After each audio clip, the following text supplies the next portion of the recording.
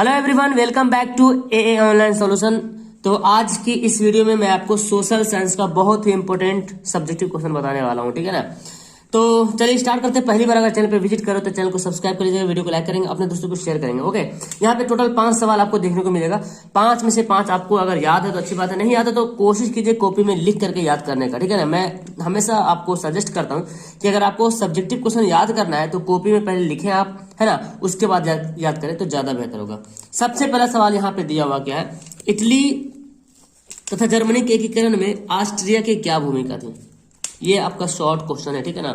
देखिए, Austria Italy और Germany के एकीकरण का विरोध था, है ना। अब देखिए, ऑस्ट्रिया जो है ऑस्ट्रिया जो है इटली और जर्मनी के एकीकरण का विरोध था, उसका खिलाफ में था। सवाल ऐसे ही बनता ऑब्जेक्टिव में कि इटली और जर्मनी के एकीकरण का विरोध कौन था, ऑस्ट्रिया। आप जानते हैं इटली में क्या इन्होंने भूमिका निभाई, ऑस्ट्रिया और जर्मनी। देखिए, वेनेशिया और लोम्बार्डी पर ऑस्ट्रिया का अधिकार था। सेडोवा का युद्ध कब हुआ था, 1866 में, याद रखिएगा।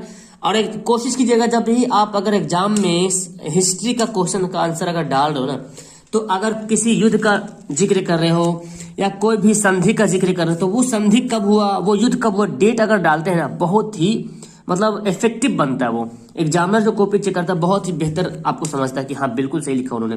तो देखो, सेडोवा का युद्ध अगर ब्रैकेट में घेर के लिख देंगे 1866 तो अच्छी बात है, नहीं भी लिखेंगे कोई दिक्कत नहीं, लेकिन लिखते हैं तो ज्यादा इंप्रेस होते हैं आप, और आपका जो मार्किंग हाई जाता है।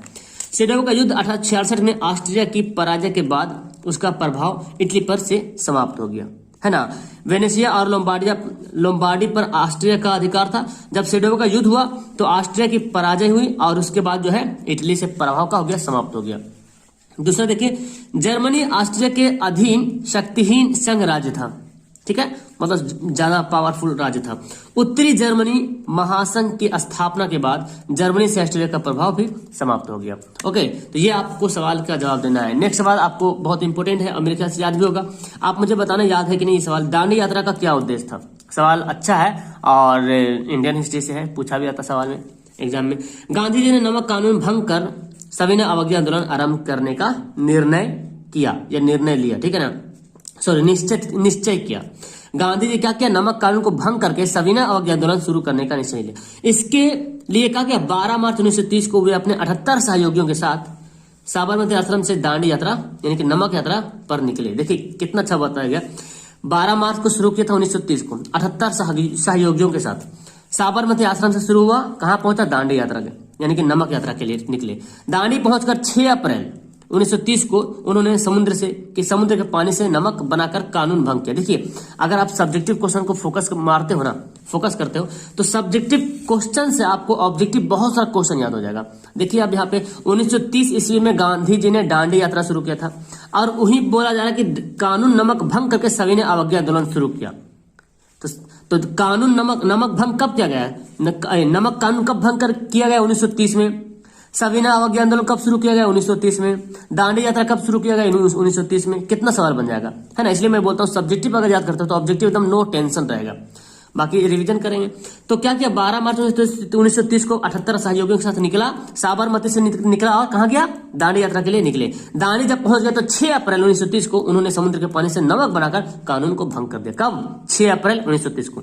सवाल आता है एग्जाम में। इसी के साथ नमक सत्याग्रह यानी कि सविनय अवज्ञा आंदोलन का आरंभ हुआ और शीघ्र ही पूरे देश में ये जो है फैल गया, मतलब ये पूरा जो आंदोलन था सविनय अवज्ञा आंदोलन पूरे देश में फैल गया। ओके, ये एक सवाल इकोनॉमिक का है जो कि बहुत इंपॉर्टेंट है। क्या बोलता है, आय गरीबी के साथ संबंध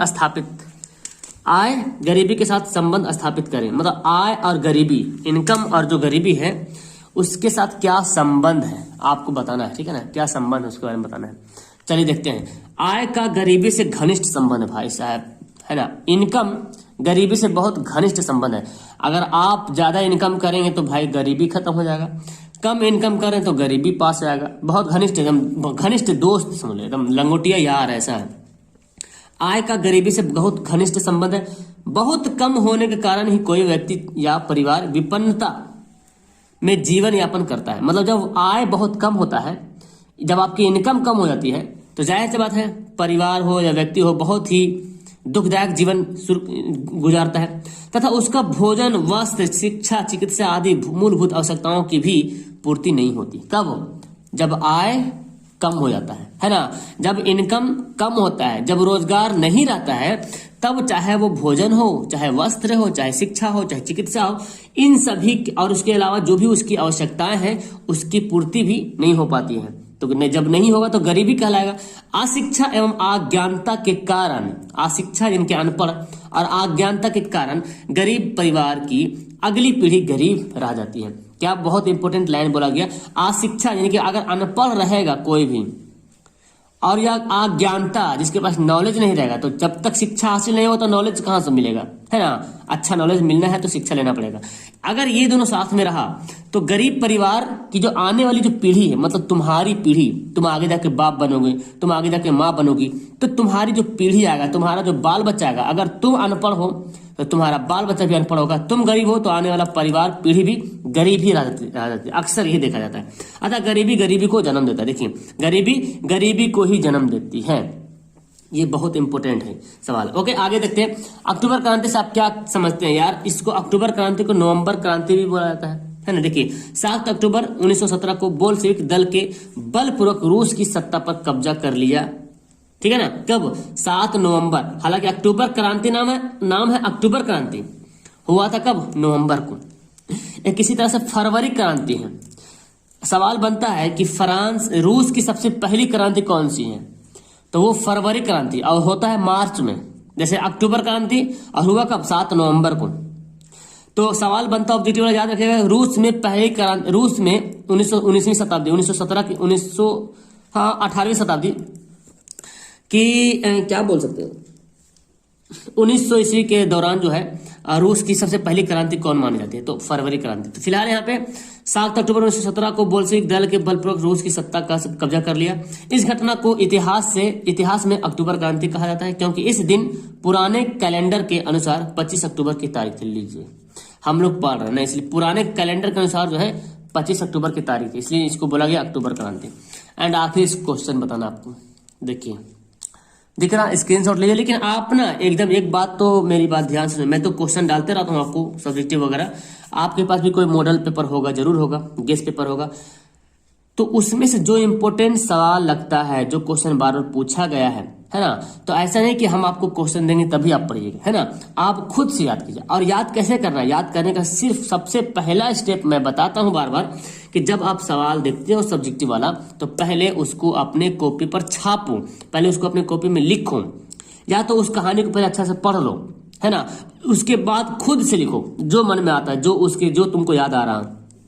और नहीं तो अगर अच्छा से लिखा हुआ है तो पढ़ने के बाद लिखो अच्छा से, तब आपको ज्यादा इफेक्टिव होगा। और एक पहली बात तो राइटिंग में बनेगा और आपको याद भी होगा, है ना, लिखने का स्पीड भी होगा। जब बाढ़ आता है, बाढ़ से होने वाले नुकसान क्या है? जब बाढ़ आता है तो इससे हजारों लोग बेघर हो जाते हैं, उनके जान माल से लेकर मवेशी तक संकट में पड़ जाते हैं। इसके अलावा कई एकड़ की फसलें बाढ़ में बर्बाद हो जाती हैं। तो आपको पता है बाढ़ आने से क्या क्या प्रॉब्लम हो सकता है? जब बाढ़ आता है तो क्या होता है? हजारों घर बेघर होते हैं, अनेक माल जान माल से लेकर मवेशी तक जो है संकट में पड़ जाते हैं।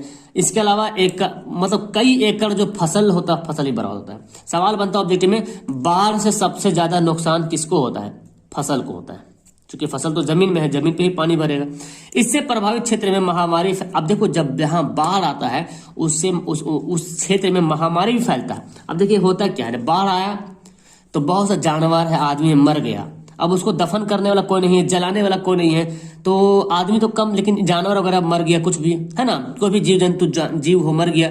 तो अब जो मरेगा तो उसका जो स्मेल है, गंध जो है ना, पूरा फैल जाएगा, और तो इस तरह से महामारी फैल जाता है, बीमारी, नया नया टाइप का बीमारी पैदा हो जाएगा, उसी को बोलते हैं महामारी।